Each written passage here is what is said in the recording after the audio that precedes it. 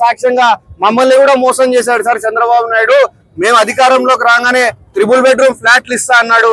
ఇప్పటికొకరికి దిక్కు లేదు. మేము పేపర్లలో రాసినా వాళ్ళ ఆఫీసులకు కాంటాక్ట్ చేసినా కనీసం స్పందన కూడా లేదు అని చెప్పాడు. కాబట్టి పత్రికా విలేకరులకు కూడా మేము అందరం కూడా చెప్తా ఉన్నాం, ఇది తీవ్రంగా ఖండించాలా. రేపు 2029లో తిరిగి వైఎస్ఆర్సీపీ ప్రభుత్వం అధికారంలోకి వచ్చిన తర్వాత పత్రికా విలేకరుల సోదరులకి అర్బన్ లో అయితే 3 బెడ్రూమ్ హౌసెస్, రూరల్ లో అయితే ఎక్కడ స్థలం అవైలబిలిటీ ఉంటే ప్రతి ఒక్కరికి కూడా 2 సెంట్లు తగ్గకుండా ఒక ఇంటి స్థలాన్ని ఇచ్చే కార్యక్రమం వైఎస్ఆర్సీపీ చేపట్టబోతుందని కూడా మీ అందరికి కూడా తెలియజేస్తున్నాను. జై హింద్. ఈరోజు జూన్ 4వ తారీఖు 2026 సంవత్సరం, అంటే ఈ ప్రభుత్వం ఏర్పడి దాదాపు 2 సంవత్సరాలు పూర్తవుతున్నప్పటికీ ఇప్పటికి కూడా ఈ ప్రభుత్వం ఏదైతే అధికారంలోకి రావడానికి ప్రజలకు హామీలు ఇచ్చిందో అవి ఏవి కూడా నెరవేర్చకుండా ప్రజలకు వెన్నుపోటు పొడుస్తూ 2 సంవత్సరాలు పూర్తి చేసుకుంది. ఇప్పటికీ మీరు చూస్తే సూపర్ 6 సూపర్ హిట్ అని వాళ్ళ కార్యక్రమం చేయడం జరిగింది మొదటి సంవత్సరమే. ఆ మొదటి సంవత్సరంలోనే చూస్తే సూపర్ 6 లో ముఖ్యంగా 2 కార్యక్రమాలు తీసుకుంటే, ఒకటి వచ్చేసి మహిళలకి నెలకి 1500 ఇచ్చేది, అది నిరుద్యోగ వృత్తులకి అందరికి కూడా సంవత్సరానికి నిరుద్యోగులకు అందరికి కూడా నిరుద్యోగ వృత్తి కింద నెలకి 3000 ఇచ్చేది.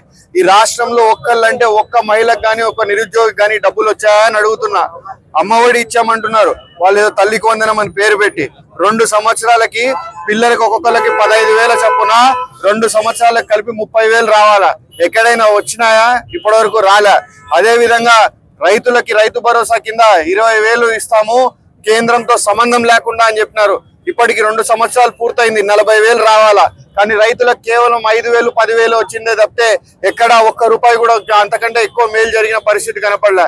ఈ రోజు రైతులను చూస్తే మొక్కజొన్నలు కొనమంటే మొక్కజొన్నలు కొనరు, మొక్కజొన్నలు కొనుగోలు కేంద్రాలు కూడా ఏర్పాటు చేయరు. ఈ రోజు జొన్నలు కొనుగోలు చేయమని రైతులు ధర్నాలు చేస్తుంటే కలెక్టరేట్ల దగ్గర కూడా ఎక్కడ కూడా కొనే పరిస్థితి లేదు. మాకు ఇచ్చిన శాంక్షన్ అయిపోయింది అని చెప్పే పరిస్థితి. అంటే మీరు ఒక్కసారి గమనించండి, ఈ ప్రభుత్వం ఏ రకంగా ప్రజల్ని మోసం చేస్తుందో ఒక్కసారి చూడమని చెప్పి అర్థం చేసుకోమని చెప్పి ప్రజలందరినీ కూడా కోరుతా ఉన్నాను. ఈరోజు ఇంతకంటే అన్యాయం ఉండదు. ఏదైనా మాట్లాడితే కేవలము ఈరోజు ప్రజల్ని డైవర్షన్ పాలిటిక్స్ చంద్రబాబు నాయుడు కేవలము గొడ్డలి పార్టీ అని లేకపోతే ఇంకోటని మాట్లాడడం తప్పితే ఎక్కడ కూడా ప్రజలకి న్యాయం చేద్దామనే ఆలోచన వాళ్ళకి లేదు. ఈరోజు ఆయనది వెన్నుపోటు పార్టీ. ఈరోజు ఎన్టీ రామారావు గారు సాక్షాత్ వాళ్ళ పార్టీ వ్యవస్థాపకుడు ప్రజలకు చెప్పాడు ఒక ప్రెస్ మీట్ లో, ఇతను దగాకోరు, నన్ను మోసం చేసినాడు, నమ్మి కూతురునిస్తే నాకు ద్రోహం చేసినాడు అని చెప్పి డైరెక్ట్ గా ఎన్టీ రామారావు గారే చెప్పారు. అదే విధంగా ఈ రోజు వాళ్ళ పార్టీకి సంబంధించిన వాళ్ళు ప్రెస్ మీట్లలో కూర్చొని చొక్కాలు చింపుకొని చెప్తున్నారు, మేమే రాజారెడ్డిని చంపింది. ఇంకా మరి ఇట్లాంటి వాళ్ళని పార్టీలో పెట్టుకొని అంత మహానాయకుడు అని చెప్పి ఎక్కడ మీరు ముందు పార్టీ కార్యక్రమాలు మొదలు పెడితే దండేసేట ఆయనకి వెన్నుపోటు పొడిచిన వాళ్ళు మీది వెన్నుపోటు పార్టీ, ఎవరిదే పార్టీ? ఒకసారి ఆలోచన చేయమని ప్రజలందరూ కూడా కోరుతా ఉన్నాను.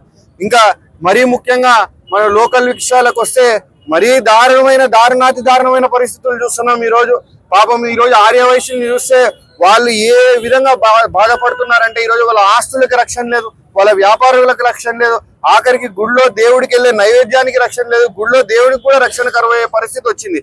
ప్రతి సంవత్సరం అహోబిలంలో ఎంటికల టెండర్ జరిగేది.